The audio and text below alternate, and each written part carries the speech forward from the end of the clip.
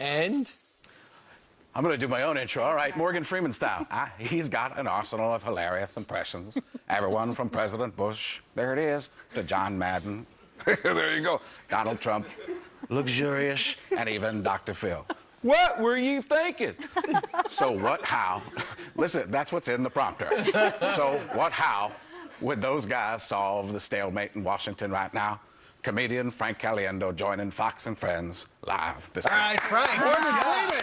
So you single-handedly could end the deadlock. You know all sides. Wouldn't that be good? That would actually be great to have Morgan Freeman there doing it, wouldn't it? Now you're going to talk to each other. There it is, Mr. Boehner.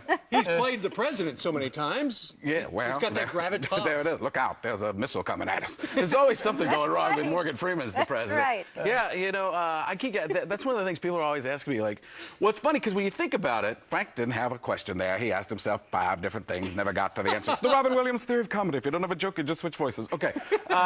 See, what he did was he went from one voice to the next voice, and he isn't answering what the guys have been asking. Welcome to a news program. I mean, those are talking points. Sometimes when you ask a question to someone who doesn't want to answer, they just say stuff that doesn't relatify to what you're talking about. I wasn't one of those guys, man. That never happened with me, did it? Whatever. Okay, whatever. Mr. Cheney? All right. Here's how I would end the stalematification. They've already rolled prompter to the last part of the segment. They're like, he's never going to get there. I'm a former president, man. What I would do is create a law. No stalemates. Huh?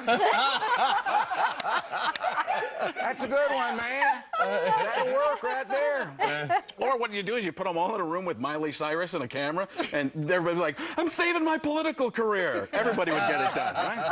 Frank, how often are you in the room with somebody you do the voice of, and it's just a little awkward? You know, I try to make it fun, because I recently did an event with Charles Barkley, who's the greatest guy. He's one of those guys that really gets it. By the way, he's one of those guys that everybody asks questions, but probably because he'll answer. You know, they ask him, what do you think of Syria? It's really bad. And then he'll talk about it for 5 minutes, and everybody quotes Charles Barkley, like, Charles Barkley is the world leader. Barkley was a great one, though, because it was an event for the Phoenix Suns charities, and we're in the green room beforehand, and the dressing room, and he's like, so what are we going to do? I'm like, I'm going to go up, do a couple minutes about you, and then I'm going to do 20 minutes of other stuff, and then I'm going to do a few more minutes about you, and that's when you come up and make fun of me, and it all works out.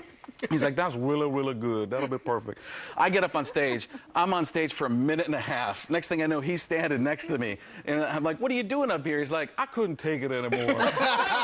And then he had this great line. He's like, don't you have anything better to do than sit around your house pretending to be me? And I looked at him. I was like, don't be ridiculous. He's like, I don't say ridiculous. That's terrible. And it's also ridiculous. I said, you just said it, knucklehead. But he's one of those guys that totally gets it. You know, he's willing to let you make fun of him. He makes, because he can get you back, too. Are you worried, Varek, with all the voices in your head and all the people you represent, are you worried about the wussification of our country with this tag as a problem? Tag. I'm actually... No recess. I'm pro no tag. I think people can. No, you guys are looking at me. Really? This is news. Terrible. Charles, what do you think? I don't think people should touch each other ever again.